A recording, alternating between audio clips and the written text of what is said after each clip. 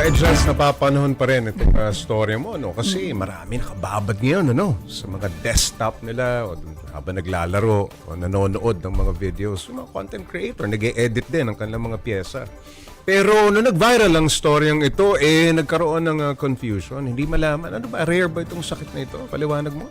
Actually, Pops, no, nung pinost yan nito ni Albert, hindi daw niya in-expect na yung magiging engagement. Na ang dami daw palang nagkakaroon ng sciatica. Sciatica? And tinanong natin siya dito sa ating espesyalista. Actually, sa kanyang practice, ang sciatica daw talaga very common. Pero kung sa atin, no, sa regular na tao, hindi mo siya maririnig na, uy, may sciatica ako sa likod. So, kung siguro sa atin, regular, hindi natin siya narinig. Pero very common daw talaga siya na condition, Pops. Kung minsan, halimbawa matagal kang umupo at tumayo ka, parang nanakit yung likod mo.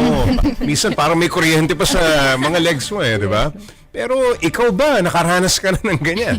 Actually, Pops, hindi pa naman siya yung direktang sciatica. Kasi ang sciatica kasi, it's yung sciatic nerve, nag-stretch siya from your buttocks hanggang sa paanan. So, yung sakit niya dapat nag-i-stretch. At nakukuha yan sa pag-upo mo ng matagal, di ba? Yes, Pops. Kasi yung prolonged sitting daw, naiipit niya yung nerve or naiipit lahat tayo prone. Yes, Pops. Lahat ng Lalo tao. na tayo ngayon, nakaupo tayo ngayon. So, actually, sabi nga, dapat 30 Teka, to 1. tatayo muna. Kasi... pero gano'n, ano? Anong symptoms, halimbawa, na kinakailangan mo ng, o baka suspetsya mo may sciatica ka? Actually, Pops, no, yung sciatica kasi hindi siya exactly the medical condition, pero ito yung symptom na dapat mong bantayan. So, marami tayong pwedeng maging sakit na makuha siya. Meron tayong herniated disc at meron pa tayong other symptoms. Pero yung symptoms na pwede nating tignan, yung kagaya kay Albert na hindi na siya makatayo. Tapos yung pain is yung nagsushoot from the buttocks hanggang sa paa. Yung talagang hindi na siya bearable. Yun na daw talaga kailangan. Sabi ni Doc, may konting exercise, ano? Halimbawa, matagal ka na nakaupo. Demo mo naman sa para matuto ito si Daniel at Fatima.